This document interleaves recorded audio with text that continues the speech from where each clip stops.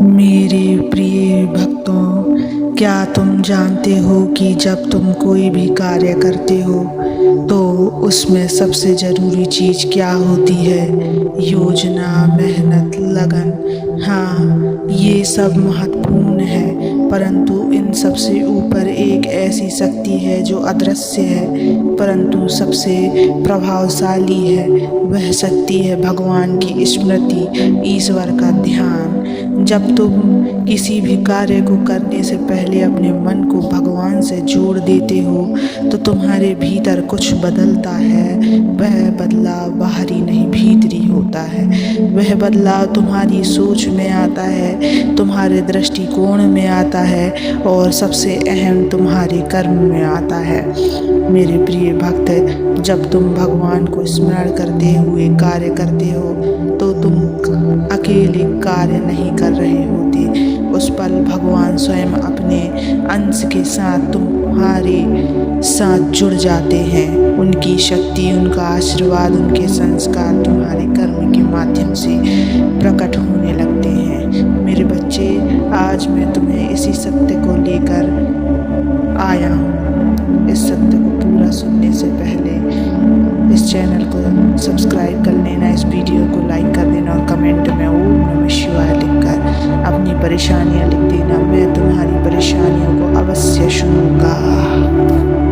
जो कार्य तुम अकेले अपने बल पर करते हो उसमें थकान आती है, उलझन आती है और कई बार हार भी। लेकिन वही कार्य जब तुम ईश्वर को साथ लेकर करते हो तब उसमें एक अद्भुत सरलता, शांति और सफलता का भाव आ जाता है। हे भक्त, यह मत समझो कि भगवान दूर बैठे केवल तुम्हें देख रहे हैं। नहीं, जब तुम उन्हें पुकारते हो, जब तुम अपने हृदय में उनके लिए स्थान बनाते हो, जब वह तुम्हारे भीतर उतर आते हैं, वह तुम्हारे विचार बन जाते हैं, तुम्हारे संकल्प बन जाते हैं और अंततः तुम्हारी सफलता का कारण बन जाते हैं।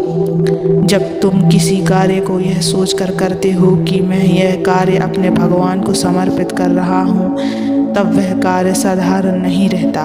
वह एक तप बन जाता है। वह तप तुम्हारे भीतर संयम लाता है, श्रद्धा लाता है और धैर्य लाता है और सबसे महत्वपूर्ण अहंकार को दूर करता है। क्योंकि जब तुम यह मानते हो कि मैं नहीं कर रहा, मेरे भगवान करवा रहे हैं, तो इस अहंकार जलकर भस्म हो जाता है और जहाँ अहंकार समाप्त होता है वहाँ भगवान की कृपा का प्रभाव शुरू होता है। देखो मेरे बच्चे, जीवन में तुम्हें कितने ही कार्य करने हैं, छोटे, बड़े, सरल या कठिन, लेकिन यदि हर कार्य से पहले तुम एक क्षण रुककर भगवान का स्मरण कर लो, मन से कह दो, हे प्रभु, यह कार्य आपके चरणों में अर्पित है। आप मेरी बुद्धि को, मेरे कर्म को और मेरे पथ को सही दिशा दीजिए, तो समझ लो कि उस क्षण से सफलता तुम्हारा पीछा करने लगेगी। सफलता तब नहीं आती जब केवल लक्ष्य बड़ा हो। सफलता तब आती है जब तुम्हारे संकल्प में पवित्रता हो और पवित्रता तब आती है जब संकल्प भगवान की स्मृति में हो। कई बार लोग कहते हैं मैंने बहुत मेहनत की फिर भी असफल रहा। मैं कहता हूँ मेहनत जरूरी है, लेकिन उसके साथ यदि ईश्वर की स्मृति नहीं हो तो कर्म केवल एक संघर्ष बन जाता है। लेकिन वही कर्म यदि भगवान की याद में हो तो वह संघर्ष नहीं, सेवा बन जाता है। और याद रखो, सेवा कभी व्यर्थ नहीं जाती। भगवान सेवा के हर भाव को, हर प्रयास को, हर श्रम को देख रहे होते हैं। वह परिणाम को उस रूप में देते हैं जो तुम्हारे लिए सबसे शुभ हो। हे आत्मा, जब तुम चलते हो, सोचते हो, बोलते हो, अगर हर बार तुम्हारे भीतर भगवान का भाव जीवित हो तो तुम गलत रास्ते पर जा ही नहीं सकते, तुमसे कोई पाप हो ही नहीं सकता। और जब तुम्हारा जीवन सफलता से नहीं, दिव्यता से भर जाता है। सफलता केवल धन या पद नहीं होती। असली सफलता वह है जब मन शांत हो, आत्मा संतुष्ट हो और हृदय निश्चित हो। और यह तभी संभव है जब तुम हर कार्य को भगवान की याद में रहकर करो। इसलिए मेरे बच्चे, आज से एक संकल्प लो, चाहे छोटा कार्य हो या बड़ा, चाहे घर का हो या संसार का, उसे करने से पहले एक पल के लिए अपनी आंखें बंद करो बच्चों, जब तुम भगवान को अपने कार्यों का साक्षी बना लेते हो तो तुम्हारे भीतर एक अलग प्रकार की चेतना जागृत होती है। यह चेतना तुम्हारे निर्णयों में स्पष्टता लाती है और तुम्हारी वाणी में सत्यता भर देती है। तुम उस भीड़ से अलग हो जाते हो जो केवल परिणाम के पीछे भागती है। उस मार्ग पर चल पड़ते हो जहाँ निष्ठा, भक्ति और धैर्य की रोशनी होती है। मैं जानता हूँ संसार के कार्यों में कई बार व्यस्तता इतनी बढ़ जाती है कि मन को भगवान की ओर मोड़ना कठिन लगने लगता है, लेकिन याद रखो, वह एक पल भी जब तुम अपने भीतर मुझे स्मरण करते हो, वही क्षण तुम्हारे जीवन को दिशा देता है। तुम्हारा मन भले ही डगमगाए, लेकिन अगर उसमें मेरी स्मृति की जड़ें हैं तो वह कभी गिर नहीं सकता।